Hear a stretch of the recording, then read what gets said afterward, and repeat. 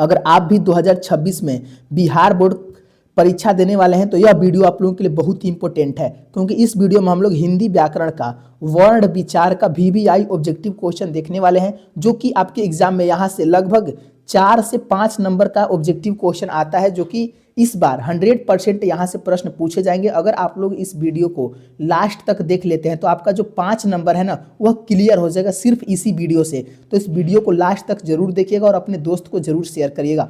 तो चलिए क्लास को स्टार्ट करते हैं। पहला क्वेश्चन देखिए और इसका आंसर लगाइए। पहला क्वेश्चन कह रहा है कि हिंदी में अंतस्थ वर्ण की संख्या कितनी होती है। कमेंट करिए। कमेंट में आपको बताना है कि हिंदी में जो अंतस्थ वर्ण है इसकी संख्या कितनी होती है। 2 होती है, 3 होती है, 4 होती है कि 5 होती है। याद रखेंगे वो अंतस्थ वर्ण की जो संख्या होती है 3 होती है, यानी ऑप्शन बी आपका सही हो जाएगा। और ये मोस्ट VVI क्वेश्चन है, जरूर आएगा एग्जाम में, ध्यान रखिएगा। चलिए अब देखते हैं दूसरा क्वेश्चन। कह रहा है कि व्यंजन के कितने प्रकार होते हैं। बताइए व्यंजन के बाबू प्रकार कितने होते हैं। 3 प्रकार होते हैं। व्यंजन के कितने प्रकार होते हैं। आप लोग अगर व्याकरण पढ़े हैं बाबू तो आप लोग ऑब्जेक्टिव जरूर याद कर दीजिएगा। व्यंजन के कितने प्रकार होते हैं। 3 प्रकार होते हैं, यानी ऑप्शन सी सही हो जाएगा। ध्यान रखेंगे आज जितने भी क्वेश्चन कराएंगे सब व्याकरण यानी हिंदी व्याकरण का VVI क्वेश्चन कराएंगे। अगर आप लोग लास्ट तक देख लेंगे बाबू तो समझिए आपका व्याकरण का जो वर्ण विचार है ना इसका ऑब्जेक्टिव क्लियर हो जाएगा और यह हर एक बच्चे को देखना ही पड़ेगा। चलिए तीसरा कैंसर लगाइए कि हिंदी में ह्रस्व वर्ण है। ह्रस्व वर्ण, अगर हिंदी में ह्रस्व वर्ण आएगा तो कौन है। ह्रस्व वर्ण की संख्या कितनी है। 3 है, 4 है, 2 है कि 13 है। याद रखेंगे ह्रस्व वर्ण की संख्या 4 है। कितनी है संख्या। 4 संख्या है। ऑप्शन बी आपका सही हो जाएगा। ऑप्शन बी को एकदम रट जाइएगा। चलिए अगला क्वेश्चन देखते हैं। चौथा प्रश्न जो कि मोस्ट VVI क्वेश्चन है। कह रहा है कि निम्नलिखित में घोष वर्ण कौन सा है। घोष वर्ण बताना है। घोष वर्ण कौन हो जाएगा। करे स हो जाएगा, ह हो जाएगा, अ हो जाएगा कि ख हो जाएगा। घोष वर्ण कौन हो जाएगा। याद रखेंगे ह जो है ना बाबू यह कौन सा वर्ण है। घोष वर्ण है, यानी ऑप्शन बी आपका सही हो जाएगा।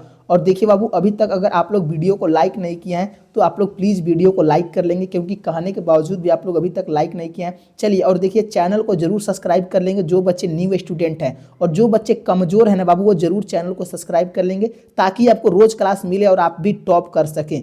तो अगर टॉप बनना है तो चैनल को सब्सक्राइब और वीडियो को लाइक करना मत भूलिएगा। चलिए पाँचवा क्वेश्चन देखिए। करे य को किस वर्ण के अंतर्गत रखा जाता है। तो य को किस वर्ण के अंतर्गत रखा जाता है।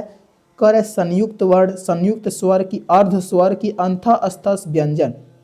तो य को न अंतःस्थंस व्यंजन में रखा जाता है, यानी ऑप्शन सी आपका सही हो जाएगा। ऑप्शन सी को याद कर लेंगे। अब देखते हैं अगला क्वेश्चन।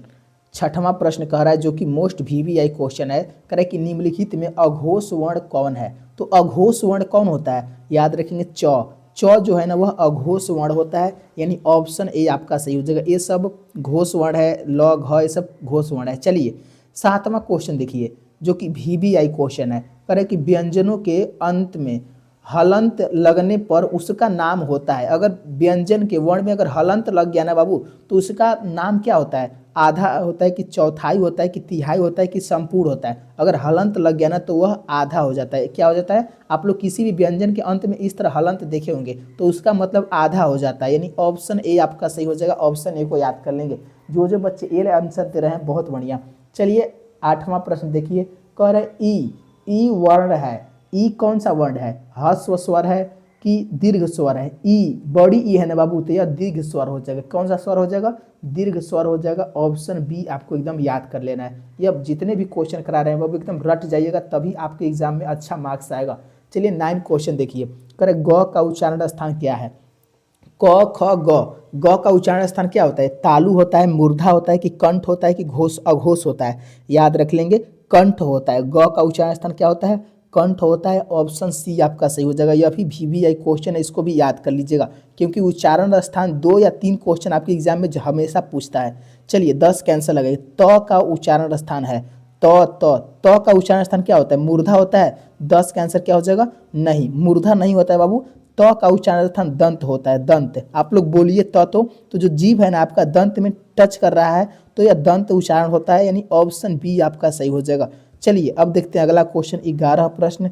करे भ प फ ब भ। भ का उच्चारण स्थान क्या होता है। आप लोग भ बोलेंगे ना तो जो आपका दोनों ओठ है ना एक दूसरे से सटेगा तो यह ओष्ठ होता है। इसका उच्चारण स्थान क्या होता है। अगर दोनों ओठ सट रहा है ना तो वह ओष्ठ उच्चारण हो जाएगा।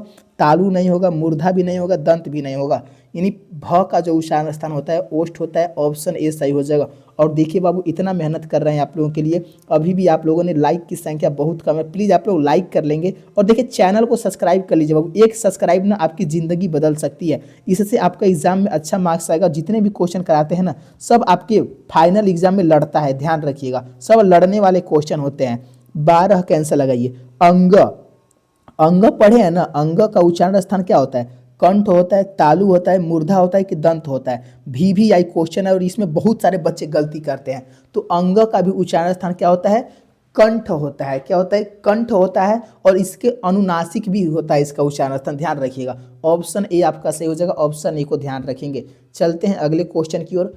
13 प्रश्न कह रहे अ का उच्चारण स्थान क्या होता है? अ का उच्चारण स्थान क्या होगा? तालु होगा, मूर्धा होगा, ओष्ठ होगा कि कंठ होगा? अ बोलेंगे ना तो कंठ से आवाज आएगी, यानी अ का उच्चारण स्थान कंठ होता है। ऑप्शन डी आपका सही हो जाएगा, ऑप्शन डी को याद कर लेंगे। चलिए अगला क्वेश्चन देखिए, 14 प्रश्न कह रहा है य र का उच्चारण स्थान क्या होता है? मूर्धा होता है, तालु होता है, कंठ होता है कि दंतोष्ठ होता है?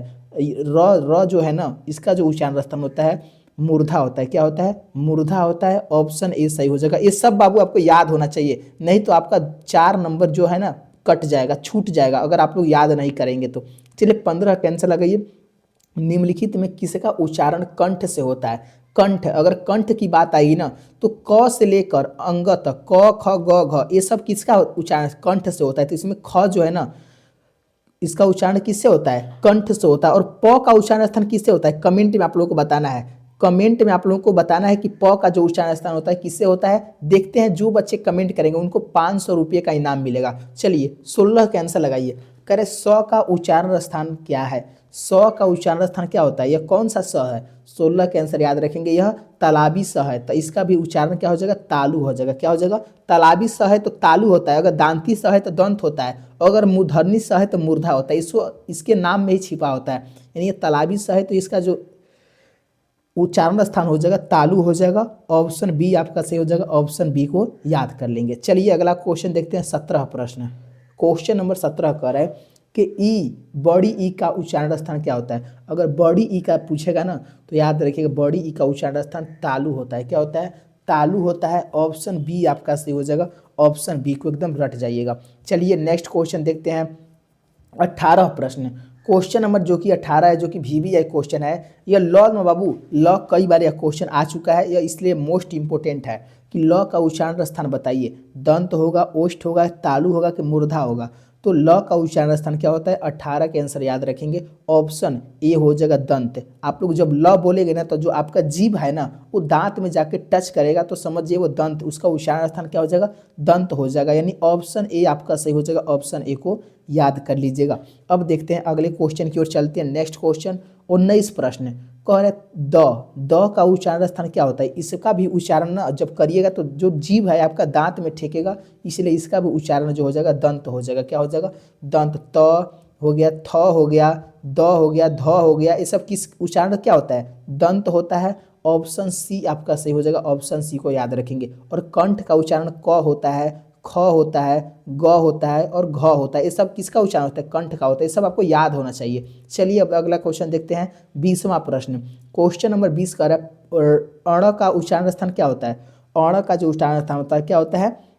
20 का आंसर याद रखें बाबू, मूर्धा होता है। अण का उच्चारण स्थान चाहे ट हो गया, ठ हो गया, ड हो गया, ढ हो गया, सब इसका उच्चारण मूर्धा होता है। अण का भी उच्चारण मूर्धा होता है। और देखिए अण का उच्चारण अनुनासिक भी होता है, जो कि नाक के द्वारा और मूर्धा के द्वारा बोला जाता है, इसको अनुनासिक बोला जाता है। चलिए 21 का आंसर लगाइए, देखते हैं कौन बच्चे 21 का कमेंट कर पाते हैं।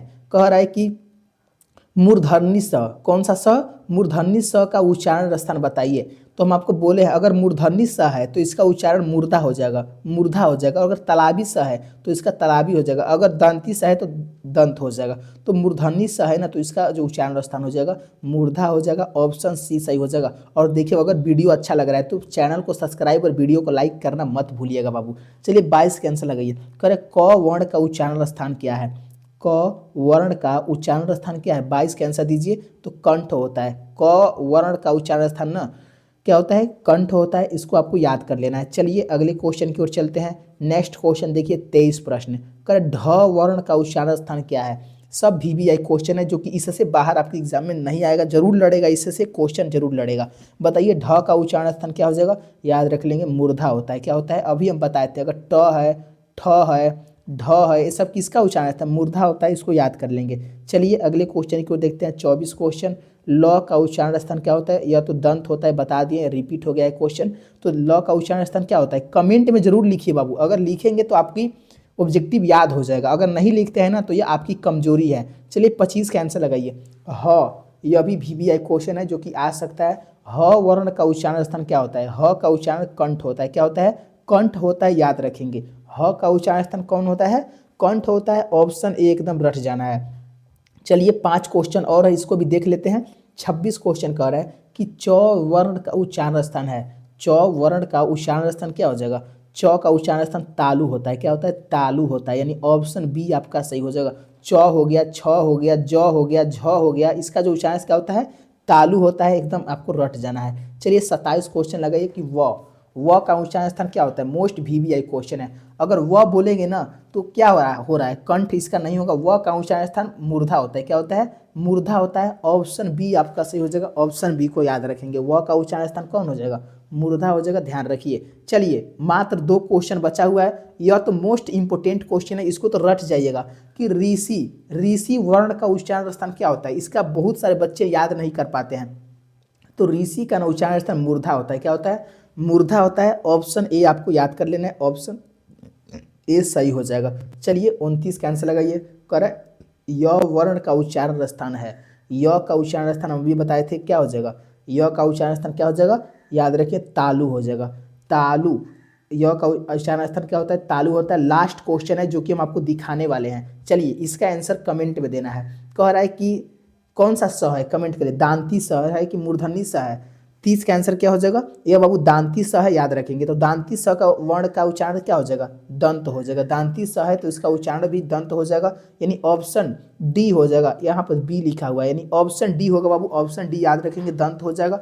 जो बच्चे डी लगा रहे हैं बिल्कुल सही आंसर है। तो फाइनली 30 क्वेश्चन कराए हैं, अगर आप लोग एक क्वेश्चन को अच्छे से याद कर लेंगे तो आपका यहाँ से 5 नंबर जरूर लड़ेगा, ये मेरा गारंटी है, इसको ध्यान रखिएगा। और देखिए बाबू, अगर वीडियो अच्छा लगा है तो एक बार वीडियो को लाइक जरूर कर लीजिएगा और अपने अपने दोस्तों को जरूर शेयर करिएगा, और चैनल को जरूर सब्सक्राइब कर लीजिए, ताकि और भी जितने भी ग्रामर के इंपॉर्टेंट ऑब्जेक्टिव क्वेश्चन है सब हम आपको करवा देंगे। तो वीडियो कैसा लगा आप लोग कमेंट में एक बार जरूर लिखिएगा। मिलते हैं अगले क्लास में, धन्यवाद दोस्तों, जय हिंद।